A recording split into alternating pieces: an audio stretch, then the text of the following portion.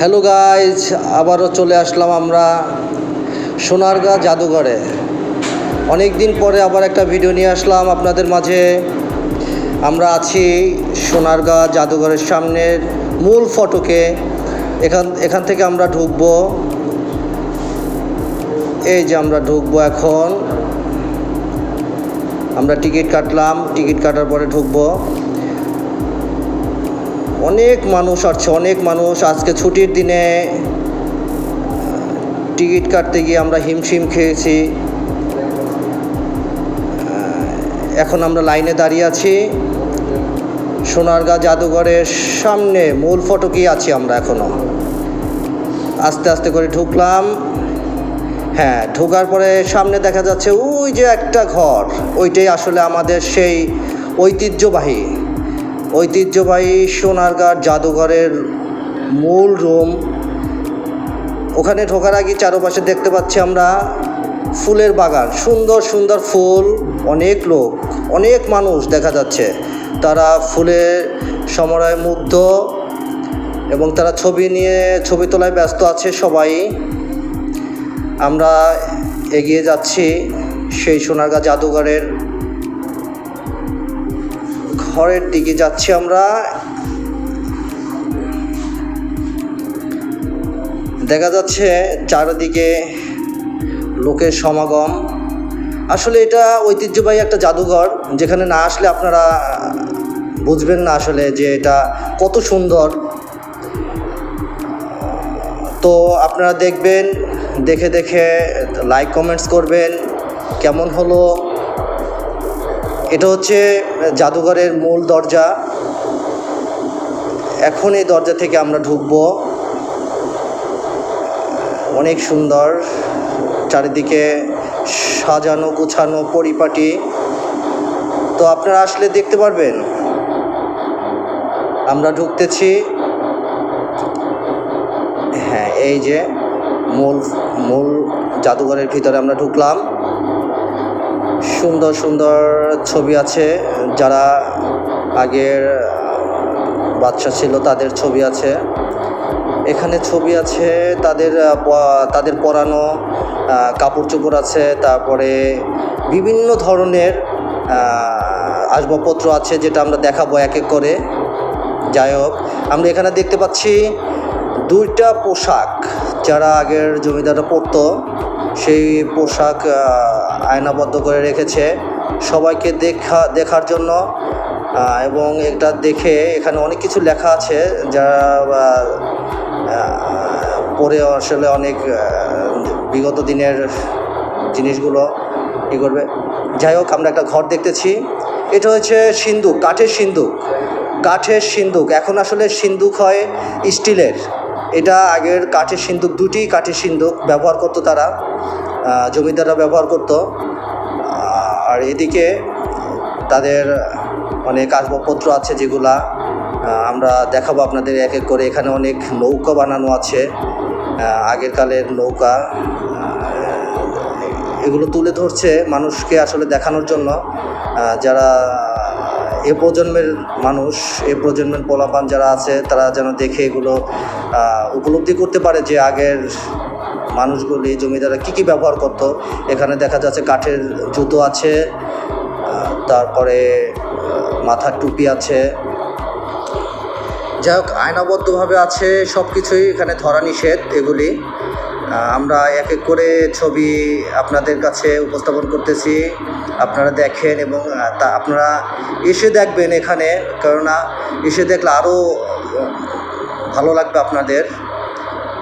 আর আমাদেরকে জানাবেন like comments করে যে আসলে আমাদের ভিডিওটা কেমন লাগছে আপনাদের।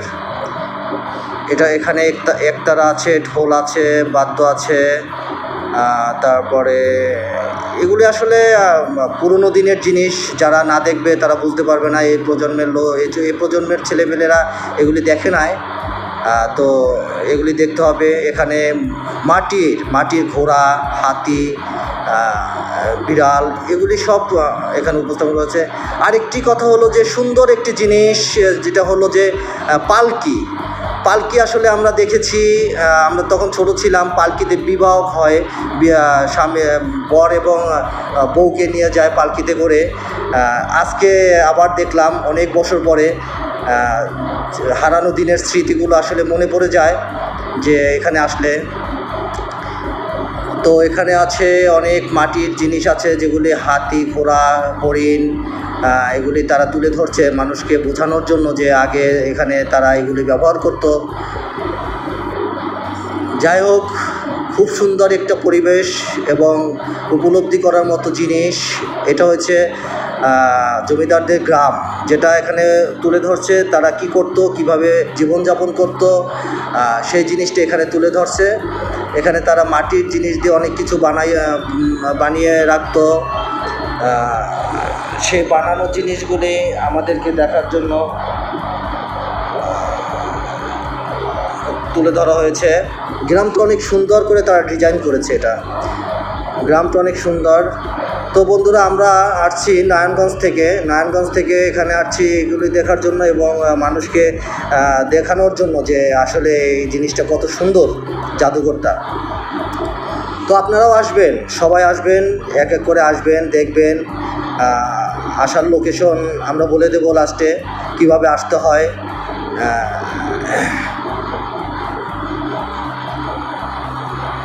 এখানে একটা তাঁতি, এখানে দেখেন মাটির যে পাত্রগুলি আছে, মাটির পাত্রগুলি অনেক সুন্দর করে তারা উপস্থাপন করছে। এখানে ঝাঁঝর আছে, পাতিল আছে, তারপরে বিভিন্ন ধরনের পাতিল করছে। আমরা কিন্তু বেরিয়ে গেছি এখান থেকে বেরিয়ে আমরা একটা লেক পার্কে চলে গেছি। যে লেক পার্কে বাঘের চিত্র, বাঘ, মাটি দিয়ে বাঘ তৈরি করে তারা গাছের নিচে স্থাপন করেছে, যে বাঘগুলি এইভাবে থাকতো এখানে। লেকটা খুবই সুন্দর, আসলে মনোমুগ্ধকর পরিবেশ, যেখানে না গেলেই আসলে প্রাকৃতিক যে পরিবেশ উপভোগ করার মতো, সেই পরিবেশই হলো এটা।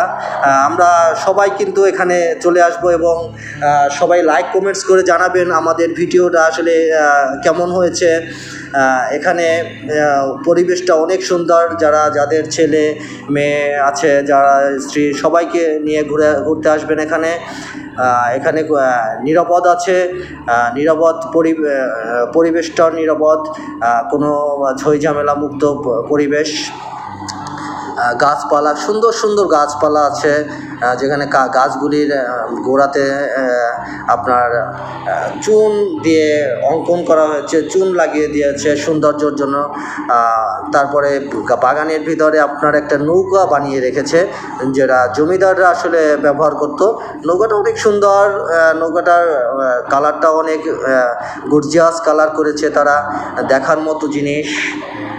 যাই হোক, আমরা এ পর্যন্ত আসলে আমরা যাই দেখেছি, যে সবগুলি তারা এত সুন্দরভাবে উপস্থাপন করেছে, যেটা একটা মানুষ আসলে মানে তাদের রিল্যাক্স, তাদের কর্মজীবন থেকে যে একটা রিল্যাক্সের জায়গা আছে, সেই রিল্যাক্সের জায়গা আসলে এইভাবে খুঁজে নিতে হয়।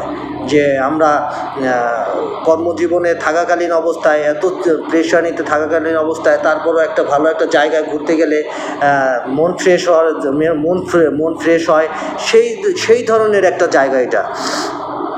যাই হোক, আমরা জাদুঘর থেকে বের হয়ে মূল ফটকের দিকে যাব এখন। এখানে অনেক লোক অনেকভাবে আসছে, যারা ছেলে মেয়ে, ভাই বোন, বাবা মা, সবাইকে নিয়েই ঘুরতে আসে এখানে, কম বেশি সবাই আসে। তো এই যে ফুলগুলি, এই ফুলগুলি হচ্ছে মূল ফটকের যে রাস্তার দুপারে খুব সুন্দরভাবে তারা লাগিয়েছে। এটা আসলে কোনো অঙ্কন করা না, এটা তারা লাগিয়েছে মানুষকে ভালোবাসা দেওয়ার জন্য।